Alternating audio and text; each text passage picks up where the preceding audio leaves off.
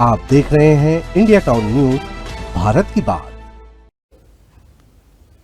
नमस्कार, जय जोहार। आप देख रहे हैं इंडिया टाउन न्यूज और मैं हूं आपके साथ गीतांजलि मिश्रा। स्वागत है आपका आज के हमारे खास बुलेटिन राजधानी सरकार धानी में, जहां हम आपको छत्तीसगढ़ की महत्वपूर्ण खबरों से रूबरू कराएंगे।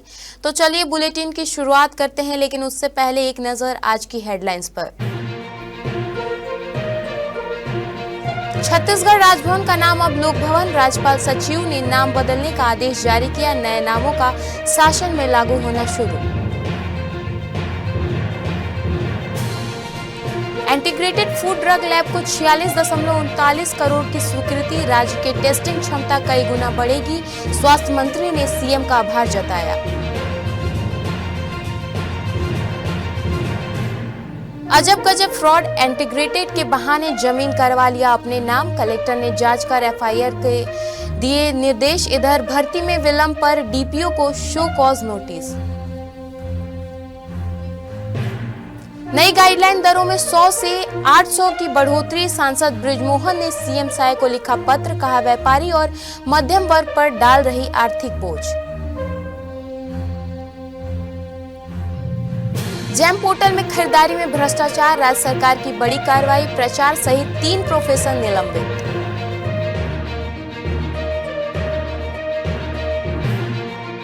चलिए खबरों की शुरुआत करते हैं राजधानी से।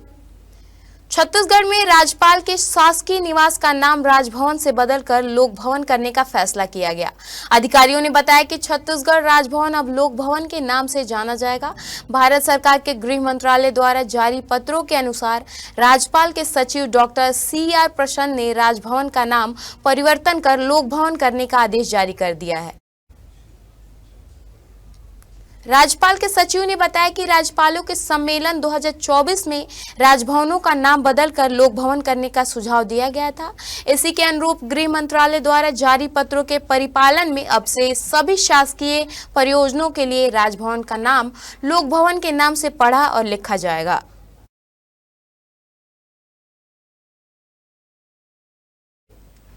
छत्तीसगढ़ सरकार ने राज्य में इंटीग्रेटेड खाद्य एवं औषधि परीक्षण प्रयोगशाला के निर्माण के लिए 46.39 करोड़ रुपए की प्रशासकीय स्वीकृति प्रदान कर दी। अधिकारियों ने बताया कि नवा रायपुर में प्रस्तावित इंटीग्रेटेड खाद्य एवं औषधि परीक्षण प्रयोगशाला सह FDF भवन के निर्माण के लिए राज्य सरकार ने यह स्वीकृति प्रदान की है। मुख्य बजट 2025-26 के प्रावधान के अनुरूप इस महत्वपूर्ण परियोजनाओं से राज्य में खाद्य एवं औषधि परीक्षण क्षमता को नई मजबूती मिलेगी। अधिकारियों ने बताया कि इस निर्माण से रासायनिक परीक्षणों की जांच क्षमता 500 से 800 नमूने प्रतिवर्ष से 7-8 हजार नमूने प्रतिवर्ष हो जाएंगी। उन्होंने बताया कि वहीं माइक्रोबायोलॉजिकल परीक्षण 2000 नमूने प्रतिवर्ष होंगे। चिकित्सा उपकरणों जिनकी वर्तमान में परीक्षण नहीं किया जा रहा है, उनके भी 500 नमूने प्रतिवर्ष जाएंगे। इसी के साथ ही फार्मास्यूटिकल्स नमूनों की जाँच 50 से बढ़कर 1000 नमूने प्रतिवर्ष हो जाएंगी। राज्य के स्वास्थ्य मंत्री श्याम बिहारी जायसवाल ने इस स्वीकृति के लिए मुख्यमंत्री विष्णुदेव साय के प्रति आभार व्यक्त करते हुए कहा, यह प्रयोगशाला राज्य में खाद्य सुरक्षा के ढांचों को और मजबूत करेगी।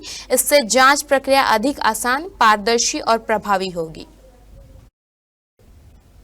कलेक्टर कुंदन ने जन दर्शन के दौरान प्राप्त आवेदन को गंभीरता से सुनते हुए विभागीय अधिकारियों को त्वरित और निष्पक्ष जांच कर आवश्यक कार्रवाई की सुनिश्चित करने का निर्देश दिए।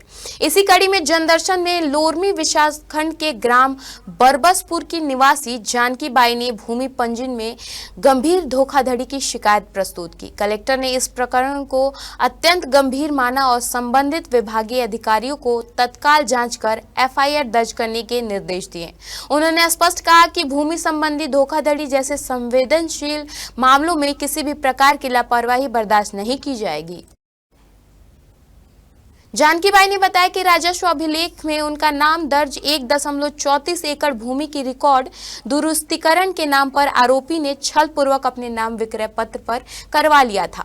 उन्होंने यह भी बताया कि विक्रय पत्र में दर्शाई गई 6 लाख रुपए की राशि उन्हें ना तो नगद मिली है और ना ही उनके बैंक खाते में हस्तांतरित की गई है। आवेदकों ने आरोपियों पर सख्त कानून कार्रवाई की मांग की है। जानकी बाई की शिकायत पर कलेक्टर ने सख्ती दिखाते हुए अधिकारियों को तत्काल जांच के निर्देश दिए हैं। ओ पंजीयन हाँ गड़बड़ा गे है ऐसे कही के मोर लगी सुधरवा दे हाँ कही के त गे मैं तो वहाँ पंजीयन ला सुधरवा दे कही गी त मोर ले गए और ओकर नाम शिव रही और दस्खत उसका तू हिन दस्खत अंगूठा लेवा ली मैं जानो नहीं पढ़े लिखे मन खिनो हाँ अनपढ़ मोर लड़का मन नहीं रही तो वही है पंजीयन हम और बिगड़ गए हवा फिर अब धान बेच के ही हाँ तब मोला पता चली से का पता चली से ए तो बिगड़ गए है कई के नहीं सुधारे कई के हाउ रजिस्ट्री करा ले है तोला बिना बताए हाउ कौन करा है ओ शिव नाव के कौन है वहाँ ओ गाँव में क्या है का है ओ कुछ न है गाँव के हाँ काका नाम में रजिस्ट्रेशन करा है अब काकर नाम में काजा नाम है ओह फुलवारी धुन कहाँ का एक झरी चोकर साथ में अच्छा हाउ तोला धोखा देख करा है अमोला धोखा दे करवाए हैं हम लोग का शिकायत यही है सर मतलब मेरा माँ के नाम में ज़मीन था उस ज़मीन को मतलब ज़बरदस्ती धोखाधड़ी से रजिस्ट्री कराए हैं कौन कराया है शिव खांडेकर और एक है उसके साथ में बिचारपुर का है राज फुलवारी का वहाँ का है वो दोनों मिल करके मतलब ज़मीन को अपने नाम में रजिस्ट्री कराए हैं वो लोग कैसे कराया है क्या बोल के आप लोगों से साइन लिया गया क्या मतलब हम लोग घर में नहीं थे सर ये माँ घर में थी और इसको मतलब पंजीयन कराएंगे बोल के पंजीयन में गड़बड़ी है उसको सुधरवा दूंगा बोल के इसको लेके गए हैं फिर वहाँ पे मतलब दस्खत वस्खत इसको कराए हैं ये तो अनपढ़ है कुछ जानता नहीं पढ़ना लिखना अब दस्खत कराने के बाद अब इसको यहाँ दस्खत करो बोल के अंगूठा लगवा लिए अब उसके बाद फिर हम लोग आए तो मेरा बड़ा भैया है धान बेचने के लिए फिर अभी धान बेचना है तो उसके लिए हम लोग पंजीयन कराने गए तब जाके पता चला कि रजिस्ट्री करा दिए हैं खेत को। मतलब ये बड़ा संगीन मामला आया है। एक महिला आई थी और उन्होंने बताया कि एग्रीस्ट है पंजीयन के बहाने किसी ने पूरे उसके डॉक्यूमेंट लिए और उनका एक पुत्र है उसको रायपुर से भी बुलाया गया और सबके साइन लेके और एग्रीस्ट है पंजीयन के बहाने जो उनका ज़मीन का 1.34 एकड़ ज़मीन का पंजीयन हो गया। ये बहुत ही गंभीर मामला है। अभी तहसीलदार लालपुर को मैंने 2 दिन में इसका रिपोर्ट देने के लिए बोला है और इसमें जो भी संबंधित जो भी व्यक्ति होगा क्या ट्रांजैक्शन हुआ है कहाँ से रजिस्ट्री का पैसा आया है उसको करके और इसमें संबंधित के खिलाफ एफआईआर किया जाए। छत्तीसगढ़ में भूमि खरीद बिक्री के लिए कलेक्टर गाइडलाइन दरों में 100% से लेकर 800% तक की भारी भरकम बढ़ोतरी के खिलाफ राजनीतिक गलियारों में हलचल तेज हो गई है। रायपुर लोकसभा सांसद और वरिष्ठ भाजपा नेता बृजमोहन अग्रवाल ने इस वृद्धि को जन विरोधी, अव्यावहारिक और आर्थिक अन्याय करार देते हुए मुख्यमंत्री विष्णुदेव साय को विस्तृत पत्र लिखकर इस निर्णय को तत्काल स्थगित करने की मांग की है। पत्र में सांसद अग्रवाल ने कहा कि गाइडलाइन दरों में वृद्धि बिना किसी जन परामर्श, वास्तविक मूल्यांकन और सामाजिक आर्थिक प्रभावों की समीक्षा में कर दी गई है। इस निर्णय ने किसानों को, छोटे व्यापारिक, कुटीर उद्यमियों और मध्यम वर्ग, रियल एस्टेट सेक्टर सहित निवेशकों में गहरी नाराजगी पैदा कर दी है। उन्होंने कहा कि यह निर्णय ना ईज ऑफ लिविंग के अनुरूप है और ना ईज ऑफ डूइंग बिजनेस के प्रदेश की आर्थिक रीढ़ पर सीधा आघात हुआ है। उच्च शिक्षा विभाग ने राजीव लोचन स्नातकोत्तर महाविद्यालय की प्राचार्य सहित 3 प्राध्यापकों को जेम पोर्टल के माध्यम से सामग्री खरीदने में अनियमितता पाए जाने पर तत्काल प्रभाव से निलंबित कर दिया है। इस संबंध में उच्च शिक्षा विभाग मंत्रालय महानिधि भवन रायपुर से आदेश जारी किए गए हैं।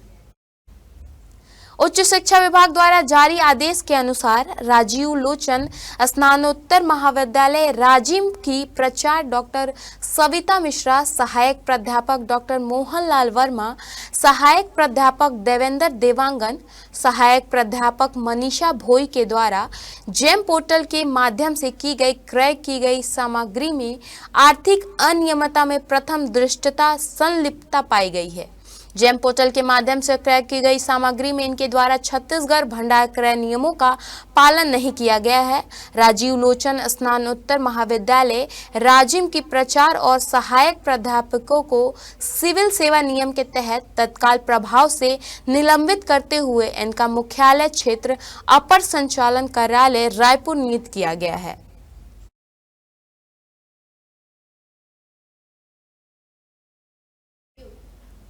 वक्त हो चुका है एक ब्रेक का। बने रहिए इंडिया टाउन न्यूज के साथ। कभी कभी चेहरे का छुपा दर्द दुनिया नहीं देख पाती है। दाग, मुहासे, झाइयां सब आपके आत्मविश्वास को कम कर देता है, पर अब नहीं, क्योंकि Rukhsana glow and fair face pack जो दे आपकी स्किन को वो प्यार जो सिर्फ प्रकृति दे सकती है। हर लेयर को साफ करे, हर दाग को करे हल्का और आपकी मुस्कान फिर से लौटाए। Because you deserve to glow naturally. Rukhsana herbal beauty product Amazon, Meesho और फ्लिपकार्ट में भी उपलब्ध। अमीन मोटर्स उड़ान ई रिक्शा छत्तीसगढ़ का नंबर 1 ई रिक्शा शोरूम, जहां आपको सभी प्रकार के ई रिक्शा के वैरायटीज उपलब्ध मिलेंगे। हमारा ई रिक्शा काफी मजबूत है और ये सालों साल चलता है, तो आज ये घर ले आइए आरटीओ इंश्योरेंस के साथ। हमारा पता है अमीन मोटर्स, प्यारेलाल चौक, जीई रोड, न्यायालय के पास, राजनांदगांव। 9827174038 7724047008। ब्रेक के बाद आपका स्वागत है। राज्य सरकार ने प्रशासनिक पारदर्शिता, समय पालन और कार्यकुशलता को मजबूत बनाने के उद्देश्य से सभी विभागों में आधार बायोमेट्रिक उपस्थिति प्रणाली AEBS अनिवार्य कर दिया है। मंत्रालय के सभी विभागों में यह व्यवस्था लागू हो गई है, लेकिन अब इसको लेकर दिक्कतें भी आनी शुरू हो गई हैं। सूरजपुर जिले के अजबन नगर ब्लॉक में पदस्थित विकास कुमार जैन आरएचओ ने इसकी शिकायत बीएमओ से की है। अपनी शिकायत में आरएचओ जैन ने लिखा कि जब से यह आधार बेस अटेंडेंस मोबाइल पर डाउनलोड किया है, तब से दिक्कतें आनी शुरू हो गई हैं। कंपनियों के फ्रॉड कॉल्स और मैसेजेस आने शुरू हो गए हैं। उन्होंने इस ऐप से अटेंडेंस नहीं लगाने की अनुमति मांगी है। अपनी शिकायत के साथ उन्होंने कुछ स्क्रीनशॉट भी संलग्न किए हैं। बता दें कि 1 दिसंबर 2025 से मंत्रालय में आधार आधारित बायोमेट्रिक उपस्थिति प्रणाली को अनिवार्य कर दिया गया है। इसके अलावा सामान्य प्रशासन विभाग ने 21 नवंबर को आदेश जारी किया, जिसमें प्रदेश के सभी सरकारी कार्यालयों में AEBS अनिवार्य रूप से लागू करने के सभी संभागायुक्त और कलेक्टरों को प्रक्रिया तेज करने के निर्देश दिए गए हैं। भारत और साउथ अफ्रीका के बीच दूसरा वनडे रायपुर के शहीद नारायण सिंह स्टेडियम में खेला जा रहा है। साउथ अफ्रीका ने टॉस जीतकर बॉलिंग की। टीम इंडिया ने 2 ओवर में बिना नुकसान के 22 रन बना लिए हैं। यशस्वी जायसवाल और रोहित शर्मा क्रीज पर डटे रहे। जायसवाल ने मैच की पहली बॉल पर चौका लगाकर भारतीय टीम का खाता खोला। रायपुर में अब तक की टीम इंडिया ने की गई वनडे मुकाबला नहीं गंवाया है। वहीं इस मैच को लेकर क्रिकेट फैंस ने जबरदस्त उत्साह है। स्टेडियम तक पहुंचते रास्ते पर जगह जाम की स्थिति बनी हुई है। तेली बांधा चौक पर लगभग 2 किलोमीटर लंबा जाम लगा हुआ है। वहीं महेंद्र सिंह धोनी के फैन राम बाबू भी स्टेडियम में पहुंचे। 3 लेयर चेकिंग के बाद एंट्री मिली। हजारों की संख्या में भीड़ पहुंची हुई है। नगर निगम रायपुर में संपत्ति कर वसूली को लेकर महापौर मीनल चौबे ने राजस्व वसूली के कई अहम निर्देश दिए। घर की छत पर मोबाइल टावर और होर्डिंग लगवाने वाले टैक्स वसूलों को लेकर जारी किए गए। महापौर ने निर्देश दिए कि निगम क्षेत्र में जिन भवनों मालिकों ने अपनी छत पर मोबाइल टावर लगवाए हैं या विज्ञापन होर्डिंग लगवाई है, उनसे व्यावसायिक दरों के अनुसार टैक्स वसूला जाएगा। उन्होंने कहा कि यह नगर निगम के लिए आय का महत्वपूर्ण स्रोत है, जिससे अब और मजबूती से लागू किया जाएगा।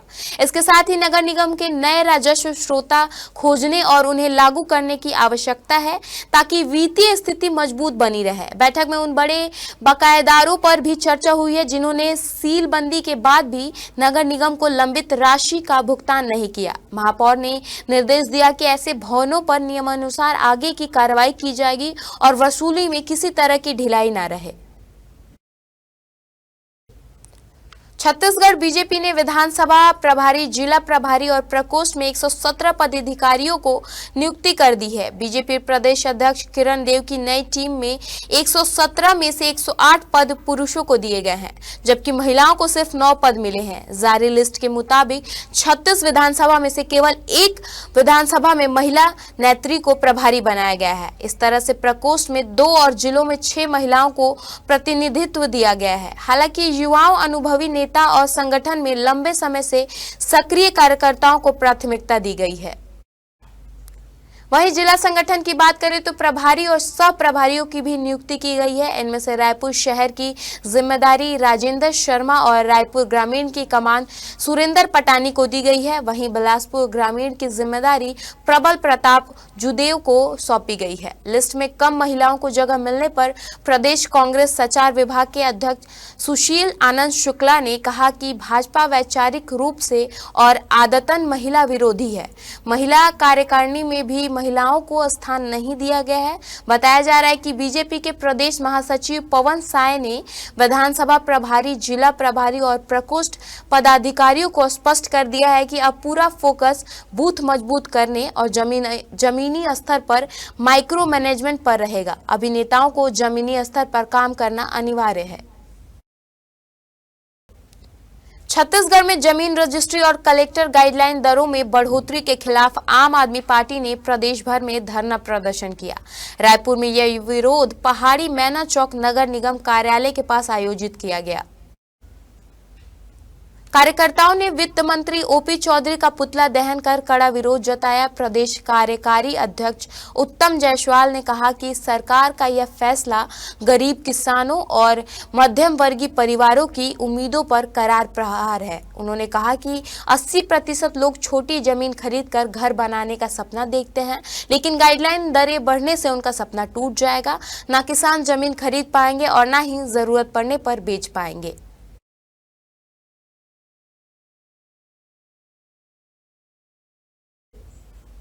हमारे खास बुलेटिन राजधानी सरकार धानी में फिलहाल इतना ही। देश प्रदेश की तमाम खबरों से अपडेट रहने के लिए बने रहिए इंडिया टाउन न्यूज के साथ। नमस्कार। आप देख रहे हैं इंडिया टाउन न्यूज, भारत की बात।